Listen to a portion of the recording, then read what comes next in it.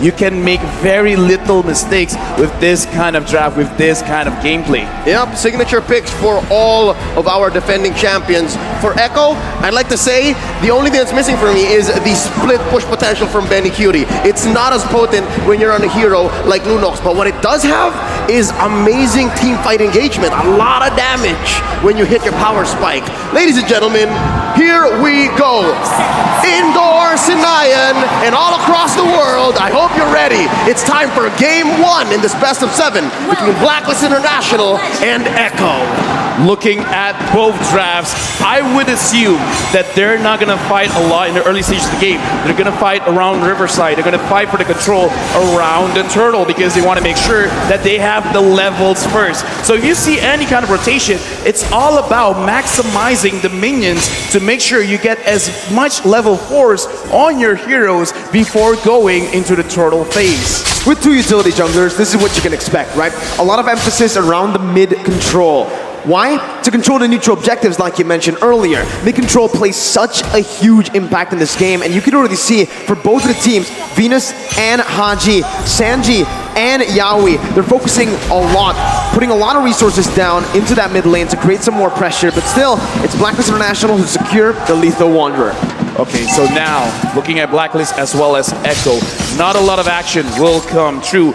I'm thinking they gotta find a way for Echo to get Yaoi onto level 4 because that is a very big ultimate to have in the turtle fight. It's coming up in roughly 36 seconds. So Echo as well as Blacklist International, both teams we saw in the best of 5 before, they like to see what the opponent wants to do first. Blacklist is asking Echo, Echo is asking Blacklist.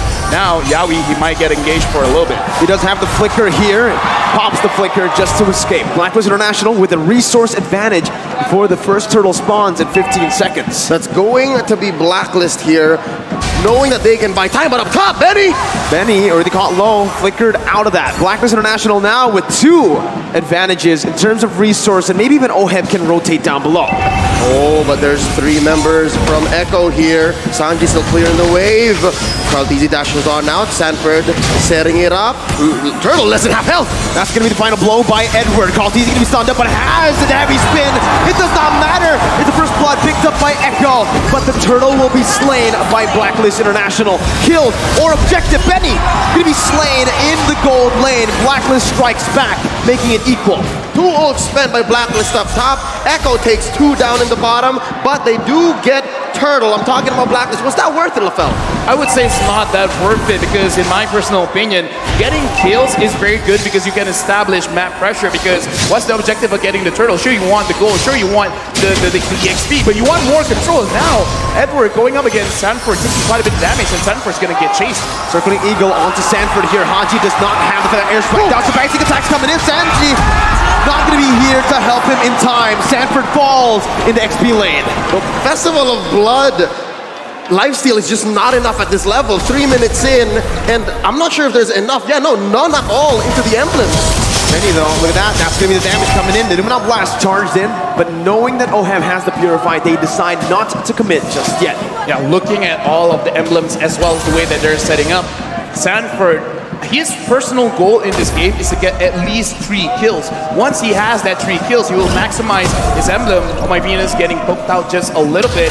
But now, looking at the map, if Echo could give those 3 kills over to Sanford, we can see Echo being a little bit more explosive. You can expect that Sanford's going to look for it. He's going to pressure Edward hard here. Sent him home just now because they want to time the way that this turtle goes. Again, we're 20 seconds away. Benny Cutie pressuring Oheb as well.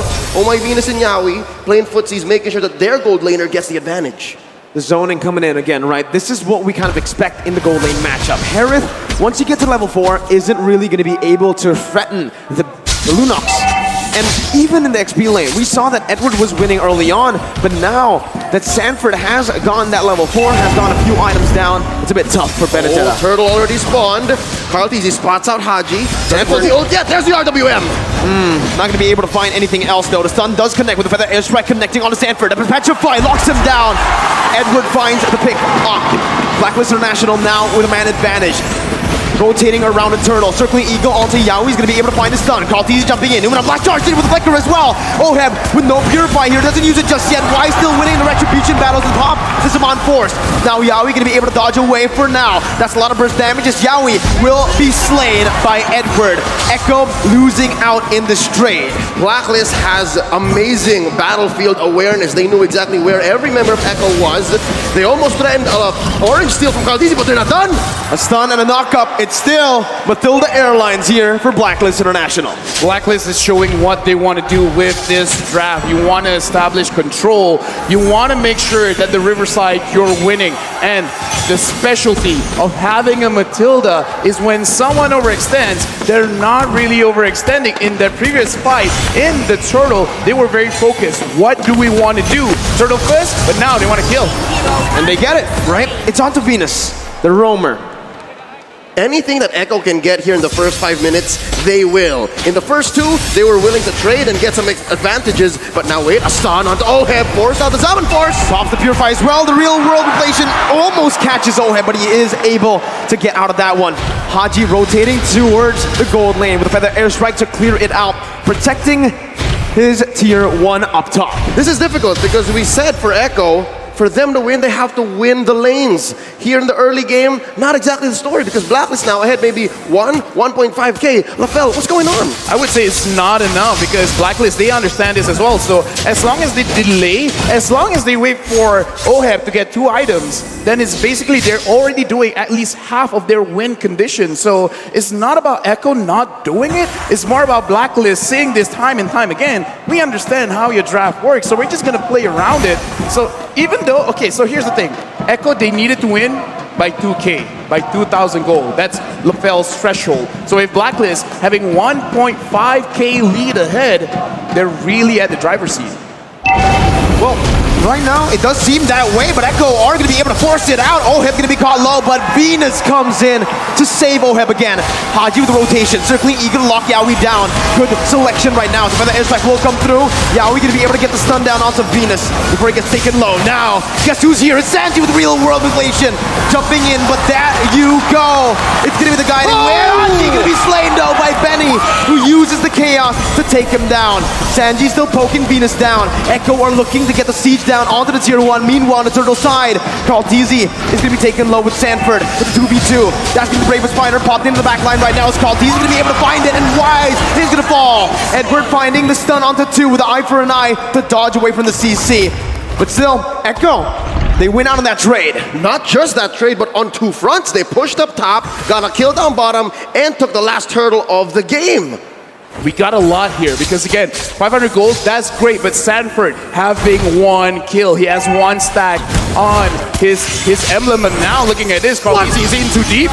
He's looking for a steal here. He does get the orange buff, not punished enough by Black International. Oheb and Haji falling in the gold lane once again.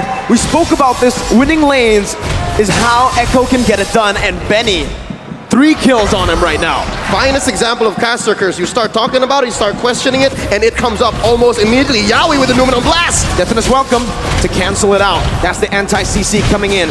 As Sanji does the damage onto the tier 1. Bravest fighter by Sanford just to get out. Gets that anti-CC down, unstoppable. Meanwhile, Blacklist International trying to make their way up to the gold lane. Gonna be poked down by Benny as Caldizi sieging down that tier 2 in the gold lane. Caldizi gonna be careful here. Takes the turret down. Gets out with relative ease. What a swing for the House of Highlights. Unbelievable. I can't believe that maybe 4 or 5 minutes ago we were talking about how Blacklist was ahead, possibly way past the LaFell threshold, but now it's Echo who's pushing it, 2.5k ahead. Well, they have gone way and above the threshold, and the way that they did it is because they understand, okay, we're just gonna stay in lane. There's no use trying to out-rotate Blacklist at this point, so we're just gonna say because Oheb is gonna be the one that's gonna deal a lot of the DPS damage later on, so shut him down first. Right now, there might be a skirmish in mid. But the airstrike was used up just to clear up the waves. Echo, with this composition so far, can constantly be threatening these sieges. And also, they can also be looking for a lot of plays on the map. A lot of kill pressure here in their lanes. Yep, and that's why they're ranked first in average kills so far, 16 plus, because the way that they attack the game, the way that they approach it with their strategy, is they want to convert from kills. They don't want to take objectives only. They want to win first and then go from there, which is, I think, what they're doing here. They're baiting the Lord. This is a Lord dance if I've ever seen one. Oh, Sanji's taking low. Edward jumps in, but Sanji flickers out on the final blow. The Petrify still available by Edward right now as he uses eye for an eye, but Sanford notices that. Jumps in with the bravest fighter. A lot of resources spent already as Wise looks for a better position. Haji gonna be able to actually dash in with the wings by wings as that's when Luminant Blast connecting onto Edward. Edward gonna be taken low, taken down by Sanford. And that's gonna be a 50-50 play around the Lord. Wise here versus Cartesi, and Carl takes it down. It's on force by Oheb. Not enough to deal the damage right now as Yaoi's gonna be able to get the stun down onto Haji, who's gonna be able to dash out of that one with the wings by wings. Feather airstrike to snipe Sanji down. Benny! With the dash, takes the kill onto Haji. Was that Benny Cutie DD? No, didn't even need the flicker.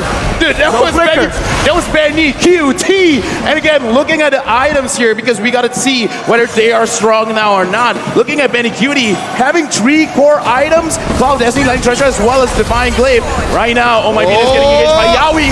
Luminant Blast again, locking the Queen down. Venus gonna be chased down under the tier 2. Wise here providing the support. Carl Teasy looking for an angle, but will back off for now. Tier 1 falling in the mid lane. Echo pushing the pace and the tempo. Thou shalt not take my queen, says Wise.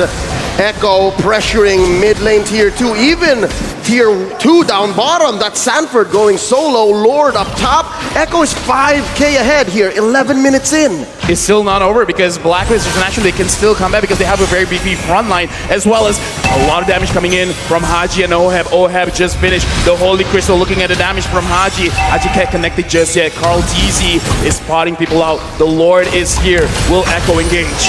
They will. Luminant Blast charged up already. Just to zone the members away as Oheb jumps in with his on force. Wise in the front lines, providing the support. Real world manipulation, baited in. Sanji not dealing enough damage for now.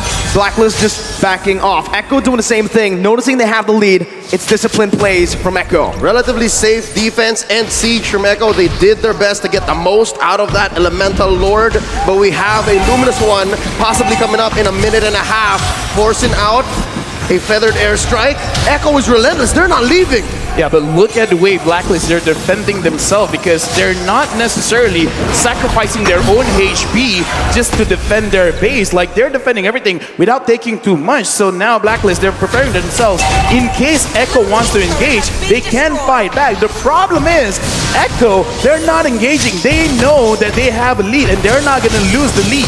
Looking at the items as well, oh, but before that, looks like everyone is just putting everything out. Looking at Haji, he already has 2 main items. He's waiting for his own Holy Crystal. Once he has the Holy Crystal, the kill pressure is going to be a lot onto Echo. So right now, Blacklist, it looks like that's what they're waiting on. They're waiting for their carries to actually complete the items first. It looks like Echo has cornered Blacklist into their base, and this is the trademark Blacklist defense. A lot of teams worldwide have been on the receiving end of this defensive rubber band, and it's not impossible that Blacklist still comes back. But with Echo at 6k, playing this defensively, playing this disciplined, waiting for this Lord coming up in 5 seconds, it looks like Echo also knows how to combat that.